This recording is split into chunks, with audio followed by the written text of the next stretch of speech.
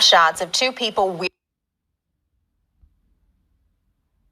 wielding guns, causing terror during Cherokee Street Cinco de Mayo celebrations.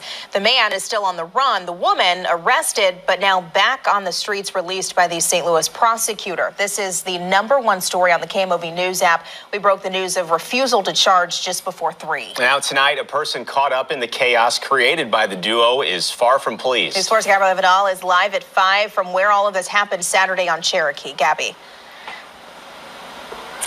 Yeah, Sam and Corey, and after that shooting Saturday evening, many people rushing, scared inside nearby businesses like this one, which also faced some of the aftermath from Friday night's shooting on Cherokee Street, prompting her to consider leaving this area for good.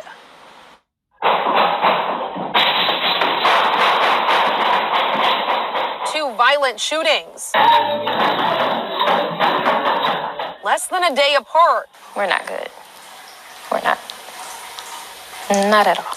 Brittany Morris first spoke with News 4 following Friday's deadly shooting that killed 2 people right outside her business, Love Goddess Healing Oasis. We're currently in the process of getting therapy now, so we're closed at the moment. We don't feel that our safe place is safe. A concern for safety that Morris tells News 4 today is why they may never reopen this shop on Cherokee. We are started a GoFundMe so that we can either get bulletproof windows, that way we can have some sort of protection, or to completely relocate. We're weighing all of our options right now. Just as St. Louis police make headway in capturing one of the 2 people they believed leveled a gun at people during Saturday's shooting, the woman seen here in these images. The circuit attorney's office refused to issue charges against her. Thank God she didn't kill anybody, but she completely terrified a community and injured multiple people, not even just the people who got shot, but the people who got stampede.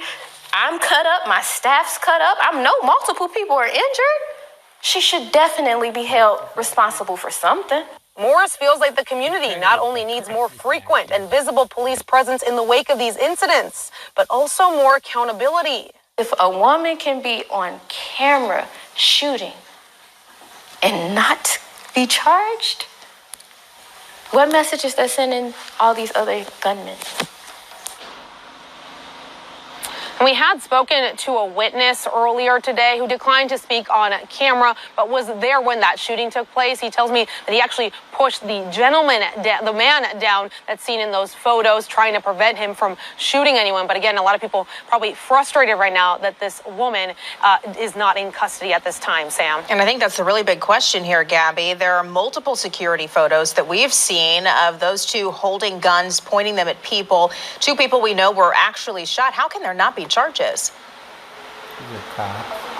Yeah, and that's the big question with all these images and the video that's been circulating around from this incident. But we did ask a former prosecutor, Mark Hammer, who says actually this is common. I understand the concern about the fact that this person has not yet been charged. But the question is not whether or not the streets are dangerous. The question is whether or not, with the liberties that we share and have in this community, if you're going to take away those liberties, you better be pretty darn sure that you have the right person and can absolutely demonstrate that they committed that crime. Rocket pods off Soviet helicopters. Yeah, Hammer essentially is saying that the burden of proof for prosecutors is different, and it all comes down to having enough evidence that they'd be able to bring forth to a jury without a reasonable doubt in order for conviction. Reporting live in Cherokee Street, Gabrielle Vidal, News 4. All right, Gabby, thank you.